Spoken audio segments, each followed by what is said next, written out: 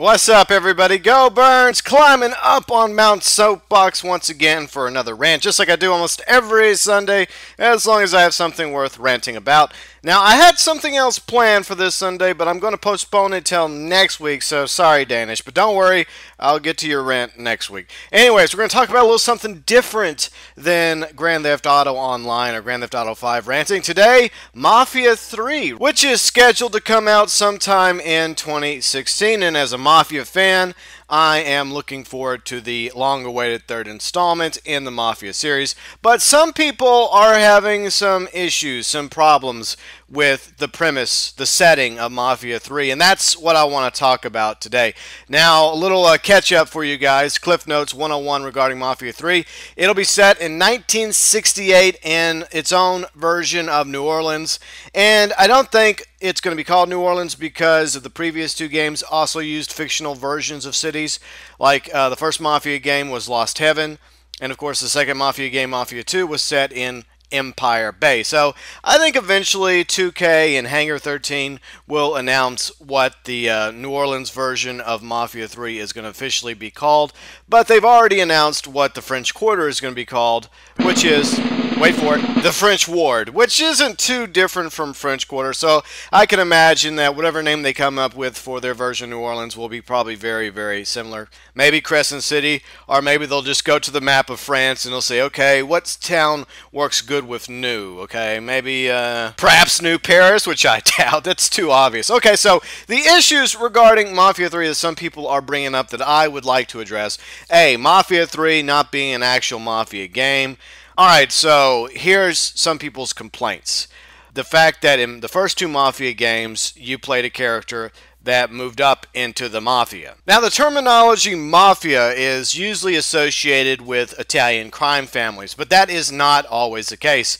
There is Russian Mafia, there is Colombian Mafia, there is Mexican Mafia. It's just a broad name to describe an underground criminal organization. But yes, it is Italian in origin. Now, Lincoln Clay, which is going to be the protagonist of this game, Mafia 3, he is a biracial orphan, also a Vietnam War veteran, trying to find a family, trying to find a place where he belongs. He starts off with the Black Mob. However, the local Italian Mafia that controls the city basically kills all of the Black Mob and leaves Lincoln Clay for dead. In response, Lincoln Clay rallies several factions to form an alliance. You have Vito, who is the protagonist of Mafia 2. We'll get to him in a moment. He has his own faction of Italians. Then you have Cassandra. She leads the Haitians. And, of course, Burke, who is head of the local Irish mob. They form an alliance to take down this other mafia, this other Italian crime family, and thus take control of New Orleans, or whatever it's going to be called. Now, some are making the argument without looking at history that this has nothing to do with the Mafia series, that there was no Mafia in New Orleans, and to respond to you, that is incorrect.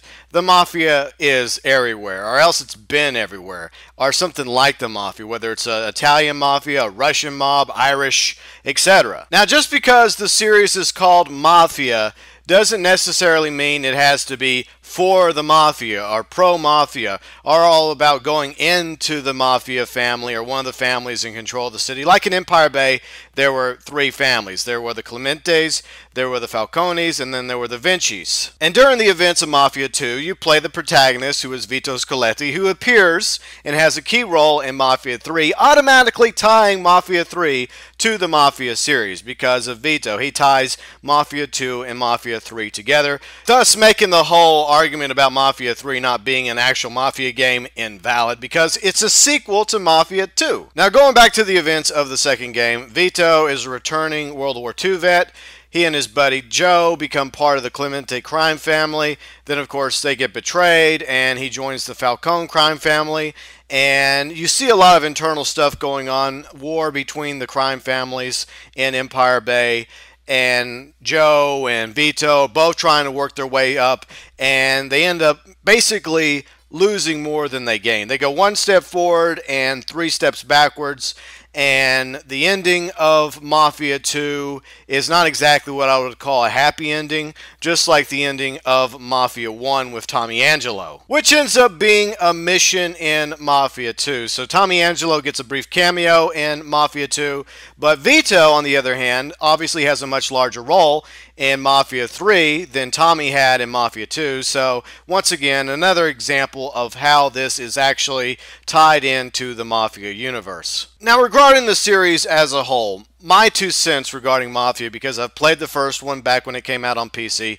I obviously played the second one back in 2010, and last week in not this past Thursday, but the Thursday before, part of my Throwback Thursday series. The things I love about the Mafia series is the fact that there's always a really cool setting, awesome looking cars, the music, the events going on in that era. For example, in 1968, you have the Vietnam War raging, you have the Civil Rights Movement, you have counterculture, you have hippies, and yes, the mob definitely still existed in the late 60s and 70s. Most definitely in cities like New Orleans, and even the state of Louisiana, which I reside in, has been very historically corrupt. So wherever you see corruption, like in Chicago or Louisiana or New Orleans or elsewhere, you can bet your bottom dollar that there's a lot of organized crime going on underneath the surface. But the one theme that I think a lot of people overlook concerning Mafia, Mafia 2, and now Mafia 3 is that it's not pro-Mafia. It's very anti-Mafia. It shows the dark, gritty side, the cold, hard reality and consequences that both Vito and Tommy, and most likely Lincoln, face throughout their story. They all want a better life for themselves. They're trying to fit in. They're trying to belong. They're trying to do better than others that came before them. They work really hard for the crime family they belong to. Usually there's a lot of setbacks. A lot of bad things happen. Shit hits the fan. And as I mentioned already, things usually don't end so well for the primary characters in the Mafia series. Now, the next issue I'd like to address is the one that's commonly brought up by everybody, is the comparison between Mafia and Grand Theft Auto. And admittedly, there is similarities, and I am the first to admit that. I see similarities, but at the same time, they are two different entities, and they're both being done by two different companies. Obviously, the Grand Theft Auto series is done by Rockstar, and Mafia is done by 2K and Hangar 13, but they're both under Take-Two Interactive. While there's always going to be that comparison of Mafia versus Grand Theft Auto Online, what this game series does right, what that one does right, they are two separate entities being done by two separate developers under the same umbrella, which is clearly stated in the GameSpot article linked below in the description section by Take-Two CEO Strauss Zelnick, who basically says that the Grand Theft Auto franchise is in a league of its own and is not up for comparison with any other franchises such as Mafia. And that's true. It's completely different experience, just like he said. He wouldn't compare it to anything else because basically it stands alone on its own. We don't use any other games in the same sentence as Grand Theft Auto, he added. It's the industry standard bearer, and it's not up for comparison. By the way, Grand Theft Auto 5 has sold over 54 million copies. Not too shabby. Continuing with what Strauss said, quote unquote, we're blessed that we have two distinct labels in this company. We do not have text sharing environment. We are a very congenial company, but we don't think it's the best way to get the best out of our development folks. It's not the way it works around here. So, in other words, the Take-Two umbrella recognizes that Rockstar and 2K Interactive exist within the company, but they are their own separate entities, which are allowed to work on their own projects and aren't forced to work together. Now, I'm sure there's probably a little bit of powwow, some ideas bounce back and forth between the various developers, but they're not forced to use the Rage engine. They're not forced to do this or do that. Take-Two allows the various developers like Rockstar, Rockstar North, Rockstar San Diego, Take-Two Czech, Hangar 13, and all the other ones to basically focus on their own projects. Like, for example, Rockstar obviously is rolling out Grand Theft Auto Online DLC, hopefully a story DLC sooner or later for Grand Theft Auto 5, perhaps even a sequel to the Red Dead series. That would be awesome. So Rockstar is pretty busy right now focusing on its own thing, and over here at Mafia 3 with Hangar 13, they're focusing on trying to get Mafia 3 finished, fine-tuned, and rolled out sometime in 2016. But at the same time, no matter how good or bad Mafia Mafia 3 is going to end up being whenever it finally comes out, there's always going to be that comparison between Mafia 3 and Grand Theft Auto 5. It's to be expected. And you know something? Mafia 3 developers at Hangar 13 can take some of the things done by Grand Theft Auto 5, by Rockstar, and say, hey, you know what? They did this right, they did this right. This is something that should have been in Mafia 2. There should have been more life in Empire Bay, more things for the characters to do. We shouldn't have been forced to go from one story after another. Once you're done, you're forced to go home with nothing else to do. As Vito, maybe we can add some stuff, and they've already mentioned that in several interviews, that there's going to be plenty of other things that you can do, that you're going to be encouraged to explore the entire map, the city, as well as the outlining areas, the bayou, the swamps.